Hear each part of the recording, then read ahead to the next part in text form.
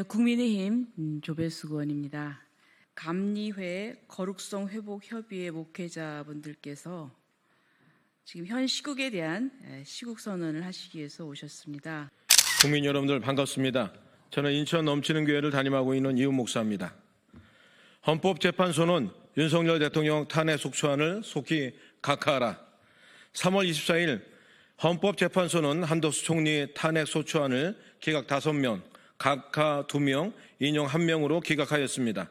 당연한 결과라고 생각합니다. 그런데 안타까운 점은 대통령과 총리가 탄핵됨으로 국정이 마비되고 경제는 어려워지고 국민들의 삶은 도탄에 빠졌다는 것입니다.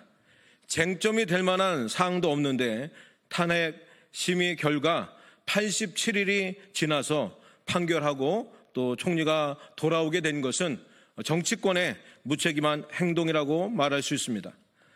국가를 생각하고 국민을 생각한다면 헌법재판소는 대통령 탄핵 속추안을 속히 각하해야 할 것입니다. 특별히 이번 탄핵 사태는 더불어민주당의 이기적인 무법 행위로 말미암은 것이기에 속히 각하해야 될 것이라 생각됩니다. 더불어민주당은 지금까지 29개의 탄핵을 진행하였습니다. 그런데 그중에 9개의 탄핵 소추안의 결과가 나왔습니다. 모두 기각이나 각하입니다. 구전구패의 결과입니다. 이것이 무엇을 입증합니까? 더불어민주당이 국정을 마비시키기 위해서 마구잡이로 무식하게 한심스럽게 탄핵했다는 것을 증명하는 것입니다. 이번에도 마은혁 재판관을 임명하지 않는다고 최상목 대행을 탄핵하려고 하다가 한덕수 총리의 판결이 나와서 탄핵이 무산되었습니다. 어떻게 이렇게 할 수가 있습니까? 국회의원은 국민의 대표로 국민을 대신해서 정치하는 것이 아닙니까? 국민을 위해서, 국민의 삶을 위해서 국민이 행복하게 살 수 있도록 도와주고 노력하는 것이 국회의원의 본분이라 말할 수 있지 않겠습니까? 그런데 국민은 어디 가고 오직 이재명밖에는 없습니까? 더 이상 이런 일들이 지속되고 발생되어서는 안 될 것입니다. 이런 참담한 일을 막는 방법은 헌법재판소가 속히 대통령의 탄핵 속추안을 각하하여 대통령을 업무에 복귀시키는 것입니다. 만약 헌법재판소가 계속해서 시간을 지체하고 잘못된 판결을 하려고 한다면 국민들은 가만히 있지 않을 것입니다. 속히 각하하지 않는다면 국민들은 4.19 때처럼 국민 저항권으로 일어나서 나라를 바로 세우려고 할 것입니다. 그러니 헌법재판관들은 속히 윤석열 대통령의 탄핵 소추안을 각하시키기 바랍니다. 감사합니다. 이제 오늘 저희들이 이곳에 온 이유는 내란 음모 조작과 삼권 분립을 무너뜨린 사기 탄핵을 규탄하면서 이제 성명서를 발표하도록 하겠습니다. 하이데거는 언어는 존재의 집이다라고 했습니다. 사람이 하는 말은 그가 평상시 마음에 품은 것을 다만 입을 열어서 말할 뿐입니다. 따라서 그 마음의 상태가 병든 자인지 건강한 자인지 진정성을 가지고 애국하는 마음인지 거짓되고 반국가 세력의 음모인지는 그가 하는 말을 들어보고 그 열매를 보면 알 수가 있습니다.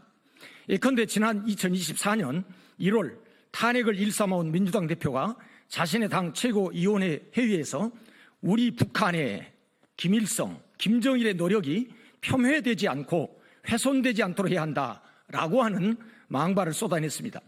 이뿐만이 아닙니다. 엊그제는 역대 전역 장성들을 부끄럽게 하는 김병주라는 의원이 전과 사범 민주당 대표 암살 소식을 언론이 흘리자 장신대 모 교수가 암살 계획에 성공을 빈다라고 한 워딩을 문제 삼아서 사냥개가 마치 먹잇감 찾아 공격하듯 그 교수 실명을 거론하면서 공격하는 것을 보았습니다. 그 의원에게 그가 몰라서 언급을 안 했는지 알고도 기피를 했는지 모르나 더 심각한 사실에 대해서 제가 말씀을 드리려고 합니다. 그 심각한 사실이라고 하는 것은 최근 감신대 학부생 종교 철학 수업 시간에 발언한 말입니다. 그 강사는 목회자 양성하는 신학교에서 신학생을 대상한 수업 시간에 자신이 투명 인간이 될 수 있다면 윤 대통령 목을 따고 싶다라고 하는 섬뜩한 사진성 주장을 하여 현재 사회적으로 일파만파 큰 무리를 일으키고 있습니다. 이런 자가 탄핵 찬성하는 민주당 지지 세력의 현 주소입니다. 이 독서를 퍼부은 감신대 종교철학 강사는 마치 1968년 1월 21일 새벽 청와대를 습격하러 침투한 31명의 무장 간첩 중에 유일한 생존자인 김신조 소위가 57년 전에 그 당시 기자가 묻는 질문에 박정희 대통령 목을 따라왔다는 말과 그 워딩이 너무나 똑같습니다. 결국 그런 거대 야당은 대통령을 비롯 행정부, 사법부를 겨냥한 탄핵을 지금까지 무려 29번이나 계속해왔고 지금도 진행형입니다. 이는 민주당 지키려는 방탄 탄핵이요 사기 탄핵임이 어제 국무총리 기각 및 각하 선고가 증명해 주었습니다. 아울러 몇 주 전 감사원장 또 검사 등 탄핵 기각 등 해서 여실히 드러났습니다. 그러나 몸집만 불린 거대 야당은 여전히 탄핵에 배고픈지 지난주 최상목 부총리마저 30번째로 탄핵 발의를 했다가 아마 무산됐겠죠. 이른바 탄핵 중독증, 탄핵 광이 아니고서야 이렇게 나라를 쑥밭으로 만들 수는 없는 것입니다. 마치 미국의 보험 설계자 헐버트 윌리엄 하인리히가 데이터를 분석해 발견한 것은 1대 29대 300의 법칙이 있습니다. 하인리 법칙이라고 합니다. 우리나라가 그렇게 되었습니다. 이를테면 하나의 대형 사건 터지는 곳에는 이미 29번의 경미한 사고가 있었고 그 이전에 300번의 사고 징후가 있었다는 그런 법칙입니다.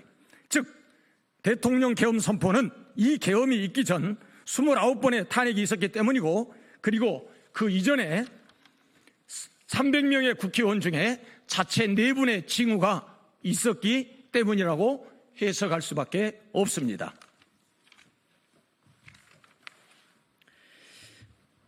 이런 일을 거대 야당이 국민을 화합하기는커녕 국민의 뜻을 저버리고 탄핵 찬성 시위 군중 속에 앞장서서 윤석열 대통령을 내란 우두머리라고 정죄하여 탄핵시켜 직무를 정지시키는 등 행정부를 마비시켜 나라를 이 지경으로 만들어버렸습니다.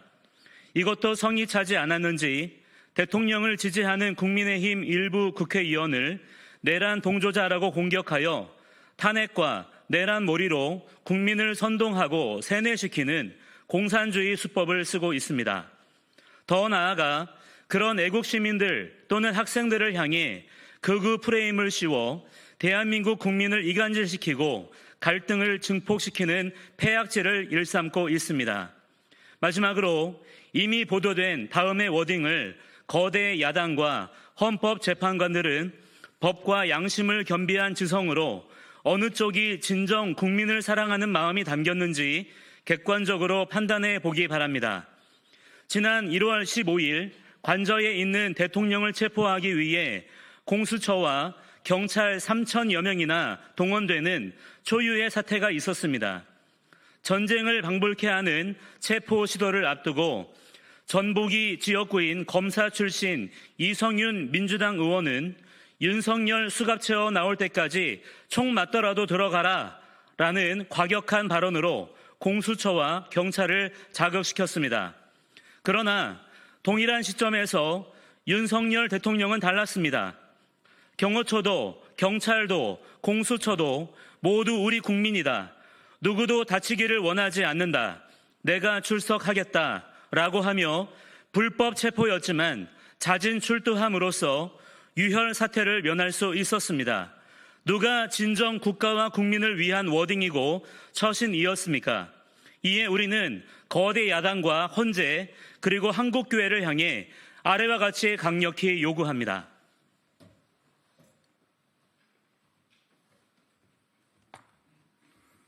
하나, 계엄 전까지 거대 야당은 일방적인 횡포로 국정을 마비시켜왔다.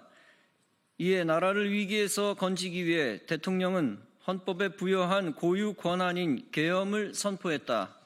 그 결과 이 사실에 눈이 감긴 절대 다수 국민을 계몽시킨 윤석열 대통령을 내란 우두머리니 수괴라느니 하는 내란 프레임으로 덮어씌워 국민을 선동한 민주당은 그 책임을 통감하고 해체하라. 하나, 8인의 헌재 재판관들은 국민이 뽑은 대통령 탄핵에 부당함을 규탄하는 2030 세대를 비롯해 매일 거리에서 눈물로 나라를 지키려는 절대 다수의 국민의 영혼을 수용하여 기각하라.